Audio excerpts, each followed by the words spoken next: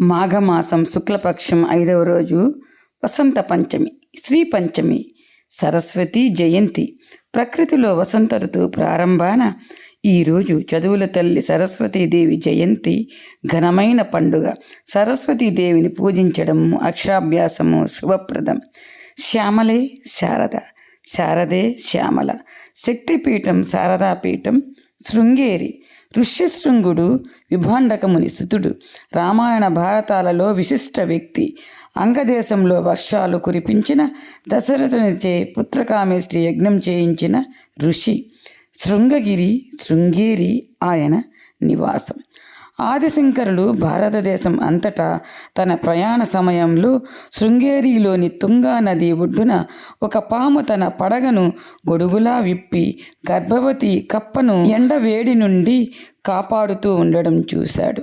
ఆ ప్రదేశంలో ప్రకృతి వైపరీత్యాల మధ్య ఉన్న సామరస్యాన్ని చూసి ఆశ్చర్యపోయి సహజ మాంసాహారులలో అహింస అనేది ఒక పవిత్ర స్థలానికి సంకేతమని శృంగేరిలో తన మొదటి పీఠాన్ని కర్ణాటక చిక్మగళూరు జిల్లాలోని శృంగేరిలో తుంగానది ఒడ్డున సనాతన ధర్మం యొక్క అద్వైత వేదాంత తత్వాన్ని వాదాన్ని రక్షించడానికి వ్యాప్తి చేయడానికి ఈ పీఠము స్థాపించారు. శృంగేరి శారదాపీఠంలో 2 ప్రధాన ఆలయాలు.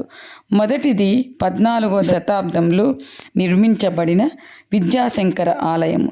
ఇది అద్భుత శిల్పకళతో గణేశ శక్తుల శివాలయము. రెండవది జ్ఞానదేవత శారదాంబ ఆలయము. తరువాత కాలంలో ఆలయ సముదాయంలో ఒక గ్రంథాలయము, వేద పాఠశాల మరియు ఆదిశంకరుల మందిరము నిర్మించబడ్డాయి. శారదాంబ సువర్ణ విగ్రహం అద్భుతంగా ఉంది. సువర్ణ తేరులో అమ్మ ఊరేగుతారు. వసంత పంచమి, నవరాత్రులు, గురు పూజోత్సవం ఇక్కడ విశేషాలు. శారదాంబ ఆలయం ఉదయము, మధ్యాహ్నము, సాయంత్రము, రాత్రి మహామంగళారతి ఉంటుంది.